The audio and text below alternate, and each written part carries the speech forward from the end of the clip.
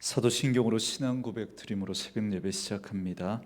전능하사 천지를 만드신 하나님 아버지를 내가 믿사오며 그 외아들 우리 주 예수 그리스도를 믿사오니 이는 성령으로 잉태하사 동정녀 마리아에게 나시고 본디오 빌라도에게 고난을 받으사 십자가에 못 박혀 죽으시고 장사한 지 사흘 만에 죽은 자 가운데서 다시 살아나시며 하늘에 오르사 전능하신 하나님 우편에 앉아 계시다가 저리로서 산자와 죽은 자를 심판하러 오시리라. 성령을 믿사오며 거룩한 공회와 성도가 서로 교통하는 것과 죄를 사하여 주시는 것과 몸이 다시 사는 것과 영원히 사는 것을 믿사옵나이다. 아멘. 이 아침에 우리에게 주시는 하나님의 말씀은 누가복음 2장 21절에서 40절 말씀까지입니다. 누가복음 2장 21절에서 40절 말씀까지입니다. 우리 말씀 찾으셨으면 한 목소리로 같이 읽습니다. 할례할 8일이 되매 그 이름을 예수라 하니 곧 잉태하기 전에 천사가 일컬은 바라라. 모세의 법대로 정결 예식의 날이 참에 아기를 데리고 예루살렘에 올라가니 이는 주의 율법에 쓴 바 첫 해에 처음 난 남자마다 주의 거룩한 자라 하리라 한 대로 아기를 주께 드리고 주의 율법에 말씀하신 대로 산비둘기 한 쌍이나 혹은 어린 집비둘기 둘로 제사하려 함이더라. 예루살렘에 시므온이라 하는 사람이 있으니 이 사람은 의롭고 경건하여 이스라엘의 위로를 기다리는 자라. 성령이 그 위에 계시더라. 그가 주의 그리스도를 보기 전에는 죽지 아니하리라 하는 성령의 지시를 받았더니 성령의 감동으로 성전에 들어가매 마침 부모가 율법의 관례대로 행하고자 하여 그 아기 예수를 데리고 오는지라. 시므온이 아기를 안고 하나님을 찬송하여 이르되 주제여 이제는 말씀하신 대로 종을 평안히 놓아 주시도다. 내 눈이 주의 구원을 보았사오니 이는 만민 앞에 예비하신 것이요 이방을 비추는 빛이요 주의 백성 이스라엘의 영광이니이다. 그의 부모가 그에 대한 말을 놀랍게 여기더라. 시몬이 그들에게 축복하고 그의 어머니 마리아에게 말하여 이르되 보라 이는 이스라엘 중 많은 사람을 패하거나 흥하게 하며 비방을 받는 표적이 되기 위하여 세움을 받았고 또 칼이 네 마음을 찌르듯 하리니 이는 여러 사람의 마음의 생각을 드러내려 함이니라 하더라. 또 아셀 지파 바누엘의 딸 안나라 하는 선지자가 있어 나이가 매우 많았더라. 그가 결혼한 후 7해 동안 남편과 함께 살다가 과부가 되고 80세가 되었더라. 이 사람이 성전을 떠나지 아니하고 주야로 금식하며 기도함으로 섬기더니 마침 이때에 나와서 하나님께 감사하고 예루살렘의 속량을 바라는 모든 사람에게 그에 대하여 말하니라. 주의 율법을 따라 모든 일을 마치고 갈릴리로 돌아가 본 동네 나사렛에 이르니라. 아기가 자라며 강하여지고 지혜가 충만하며 하나님의 은혜가 그의 위에 있더라. 아멘. 오늘은 함께 읽으신 누가복음 2장 21절에서 40절 말씀을 중심으로 이방의 빛 이스라엘의 영광이라는 제목의 말씀으로 잠시 은혜를 나누겠습니다. 누가복음은 예수 그리스도의 사실을 밝히기 위해서 기록되었습니다. 그러니까 예수님이 어떤 분이신지 그리고 어떤 일을 어떤 목적으로 하셨는지를 알려주는 게 이 누가복음의 목적인 거죠. 그런데 특별히 누가는 세례 요한과 예수님의 모습을 자세하게 비교하면서 예수님만이 하나님께서 보내신 참 메시아라는 사실을 우리에게 분명하게 알려주고 있습니다. 그리고 이 사실에 대한 다른 사람들의 반응에 대해서 전해줌으로써 예수님이 어떤 분이신지 객관적으로 또 말해주고 있습니다. 그러한 관점에서 오늘 말씀은 예수님의 부모인 요셉과 마리아 그리고 시므온과 안나라고 하는 사람이 예수님에 대한 반응을 어떻게 보였는지 우리에게 말씀해 주고 있습니다.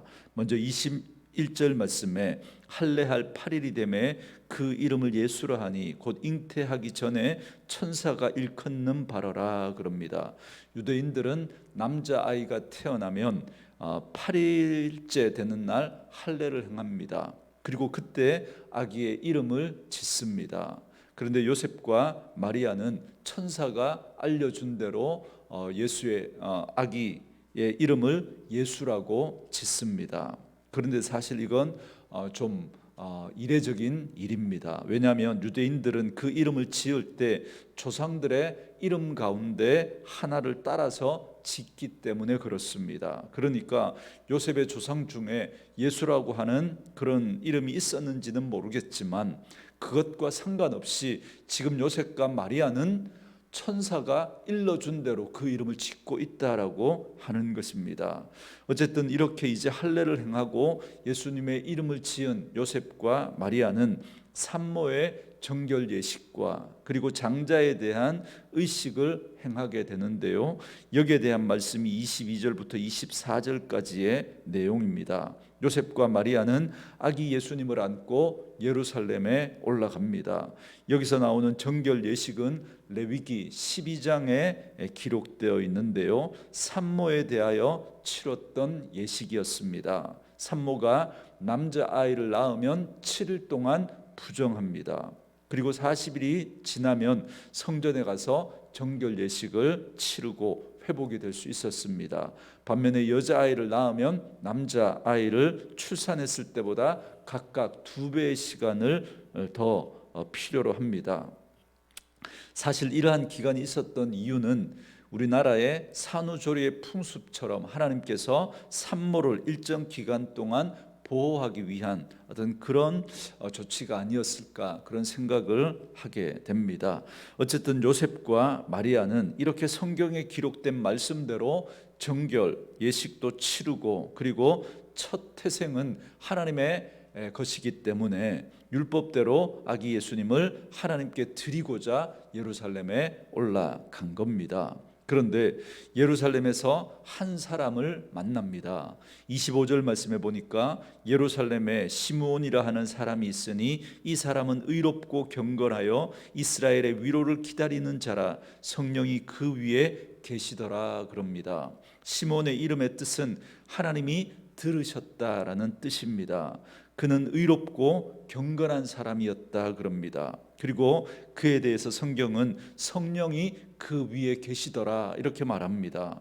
여러분 이 표현은 그가 무슨 이상한 소리를 듣거나 이상한 것을 보거나 기괴한 행동을 하는 그런 모습을 이야기하는 게 아니라 하나님께서 그를 특별한 일을 위해서 부르셨다 그런 의미로 지금 이 표현을 쓰고 있는 겁니다. 그렇다면 그 특별한 일이라는 게 뭘까요? 26절 말씀에 그가 주의 그리스도를 보기 전에는 죽지 아니하리라 하는 성령의 지시를 받았더니 그럽니다. 그러니까 시므온은 하나님이 약속하신 메시아를 눈으로 보기 전에는 죽지 않을 것이다 라고 하는 직접적인 계시를 받았던 겁니다. 아마도 이 계시를 받은 이후로 시므온의 삶은 오직 메시아이신 예수님을 기다리는 것이 그의 일이었을 것입니다. 그리고 주위 사람들 가운데는 그런 그를 보고 조롱하거나 미쳤다고 생각하는 그런 사람도 있지 않았겠습니까? 그렇지만 그는 이 소망을 가지고 지금까지 살아왔던 겁니다. 그리고 마침내 시므온은 그렇게 기다리던 그 그리스도이신 아기 예수님을 보게 된 겁니다.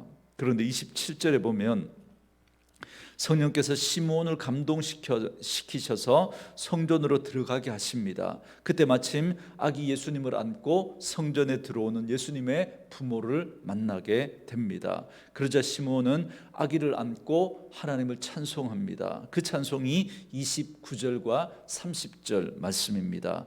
주제여 이제는 말씀하신 대로 종을 평안히 놓아주시도다. 내 눈이 주의 구원을 보았사오니 그럽니다.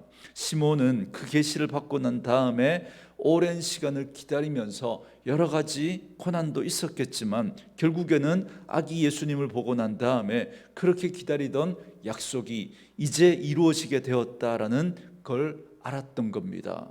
그래서 이제 평안히 하나님께 갈 수 있다라고 고백하고 있는 겁니다. 그런데 내 눈이 주의 구원을 보았사오니라고 하는 이 시므온이 이렇게 지금 고백을 하고 있습니다. 그런데 사실 그가 지금 본 건 갓난 아기입니다. 아직 그의 눈으로 보기에는 평범한 그런 아기들과 다를 바 없는 그런 예수님의 모습이었던 거죠. 아직 예수님은 인류의 구원을 위해서 아무것도 하신 게 없습니다. 그렇지만 시므온은 그리스도의 탄생이 곧 하나님의 구원의 시작이었다는 사실을 정확하게 알고 있었던 겁니다. 그래서 이렇게 고백을 하고 있죠. 31절 말씀에 보면 시므온은 이 일이 갑작스럽게 된 것이 아니라 하나님께서 이미 창세전부터 계획하신 일이었던 걸 고백하고 있습니다. 그러니까 하나님은 죄인들을 구원하시고자 창세전에 이미 계획을 세워두셨던 겁니다. 그래서 구약의 여러 말씀들을 통해서 하나님은 당신의 그 구원 계획이 거듭 이루어질 것을 계속해서 말씀하셨고 마침내 그 일을 이루신 겁니다.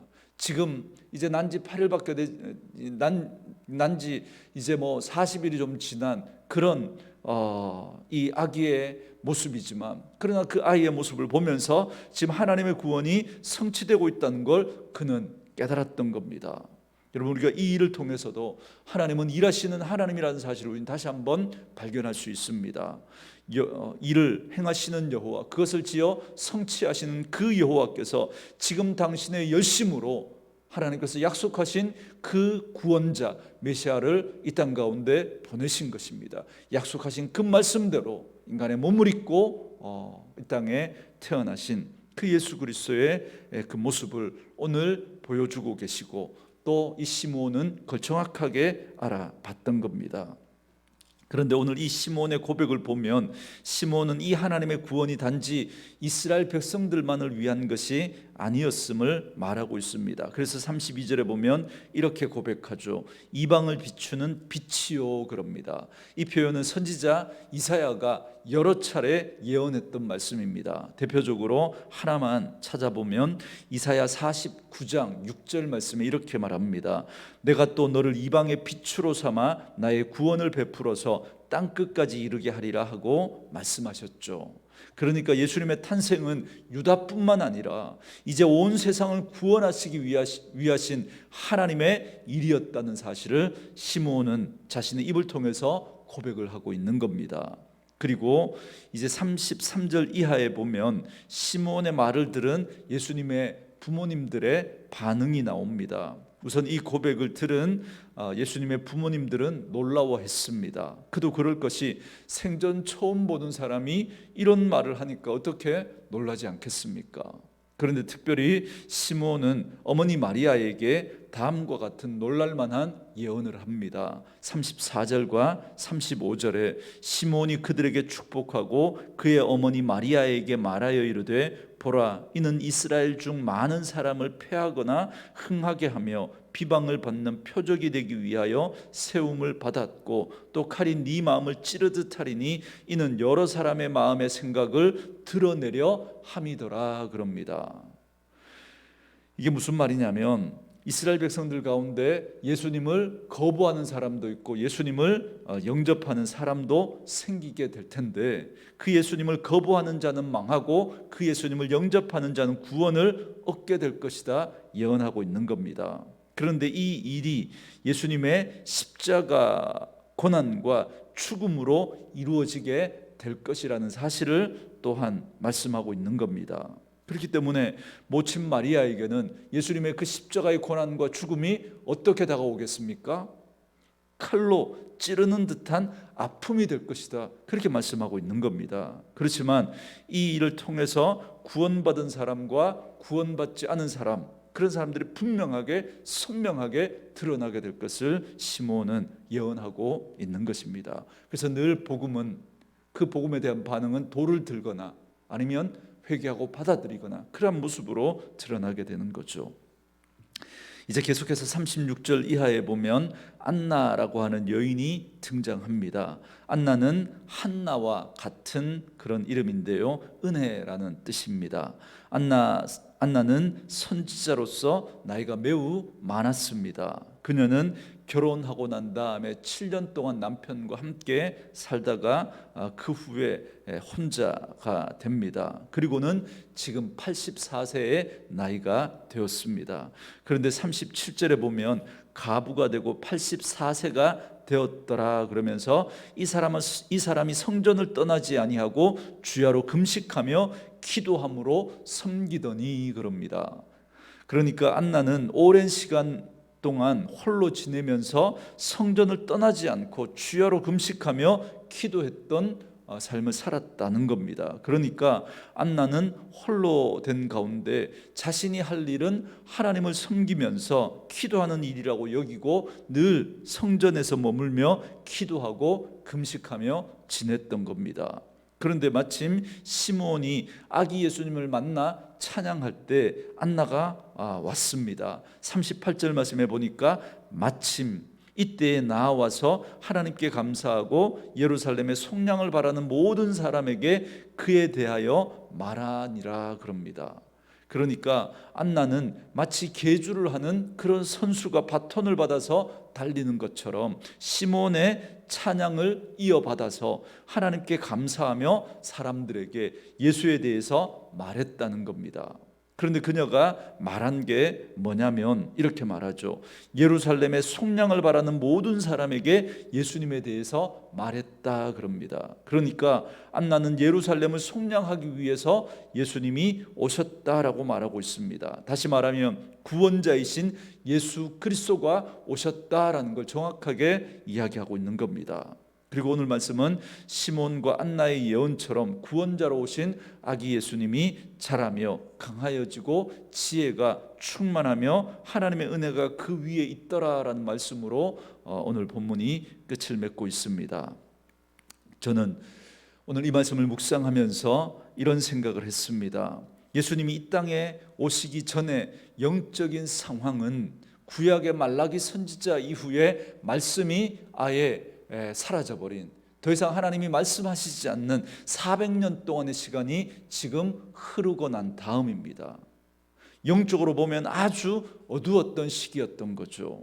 그러나 다들 어둠 속에서 어둠의 그 일상을 살아갈 때에도 빛을 품고 그날을 위해서 살아가는 사람들이 있었다라는 사실을 오늘 성경은 우리에게 말씀해 주고 있다는 겁니다. 땅에 사는 것들을 위해서 부단히 땅을 파면서 그렇게 사는 때에도 위로부터 내리는 만나를 위해서 하늘을 바라보고 하늘 소망을 붙들고 살아가는 사람이 있더라는 겁니다. 여러분, 400년 동안 말씀이 없었으니까 이제 계시는 없는 것으로 여기면서 무지와 폭력으로 힘을 삼으며 오직 자기의 욕심을 채우며 살아가는 그때에도 말씀을 듣고 분별하며 순종의 길을 걸어가는 그러한 사람들이 있었다라는 걸 성경은 분명히 말씀해 주고 있습니다.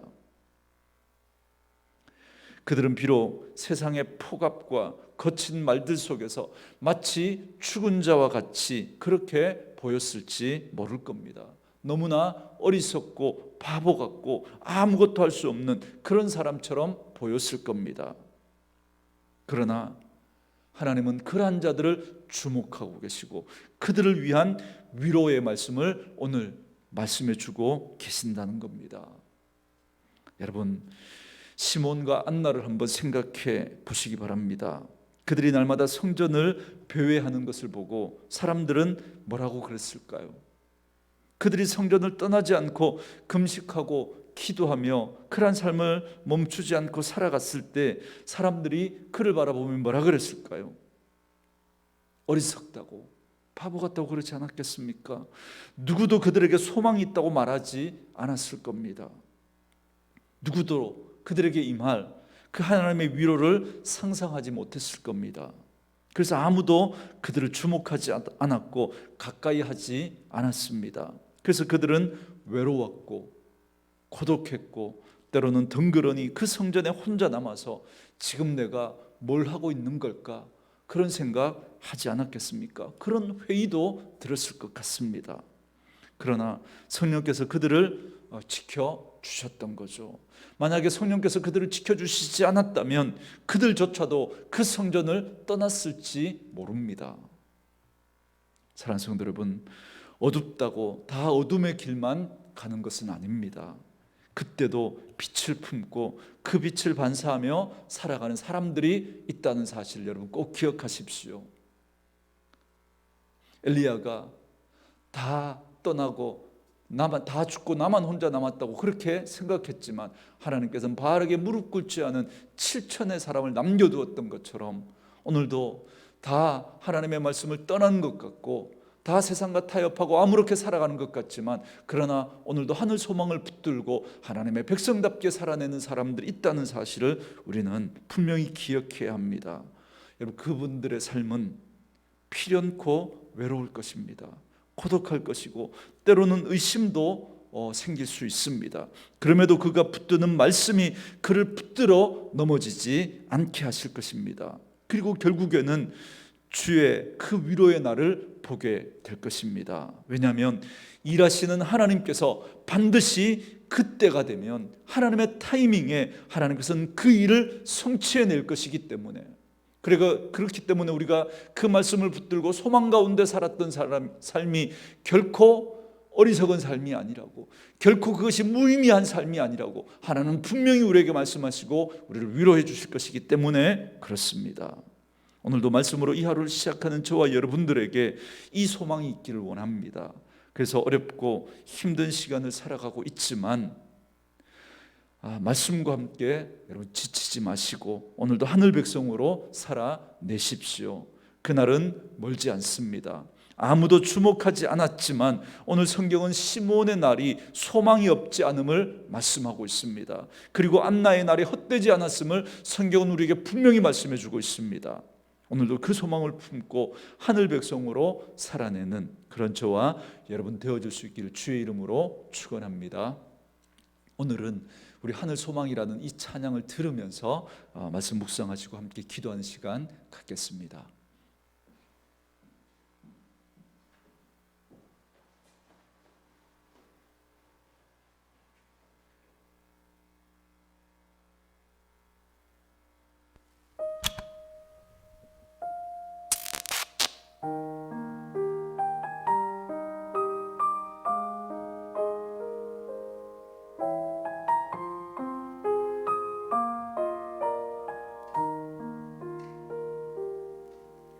나 지금은 비록 땅을 버타며 살지라도 내 영혼 저 하늘을 디디며 사네. 내 주님 계신 눈물 없는 곳 저 하늘에 숨겨둔 내 소망이 있네. 그리운 이름들 많이 생각나. 때론 가슴 터지도록 기다려지는 곳. 내 아버지 너를 봄날 맞으시는 저 하늘에 쌓둔 내 소망이 있네. 나라에 이를 때까지 순례의 걸음 멈추지 않으면 어떤 시련이 와도 나 두렵지 않네. 주와 함께 걷는 이 길에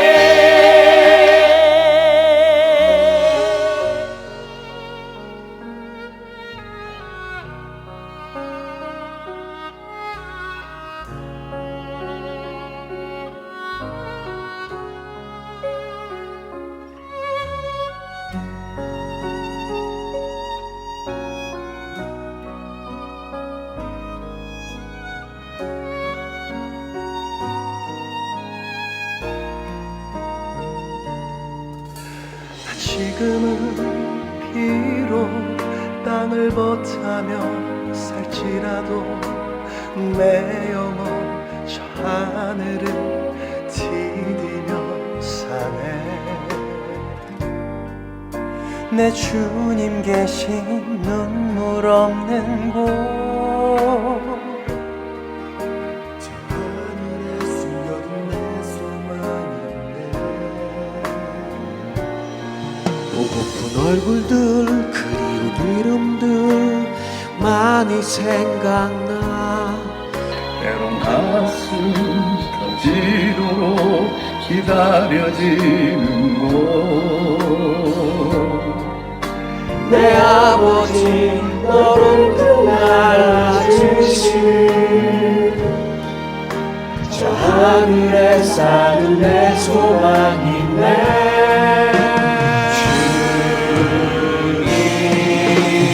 주님 나라에 이를 때까지 순례의 걸음 멈추지 않으며 어떤 시련이 와도 나 두렵지 않네. 주와 함께 걷는 이 길에 주님 그 나라에 이를 때까지 순례의 걸음 멈추지 않으며 어떤 시련이 와도 나 두렵지 않네. 주와 함께 걷는 이 길에 주와 함께 걷는 이 길에 주와 함께 걷는 이 길에 우리 함께 걷는 이 길에. 나에게 하늘나라는 ING입니다. 그들에게 하늘나라는 종착역 하늘나라는 내가 돌아갈 고향입니다. 꼭 가야 할 곳입니다. 지금부터 살아가야 되는 것입니다. 기대입니다. 지금입니다. 은혜입니다. 미라클입니다. 오늘을 살아내는 이유입니다.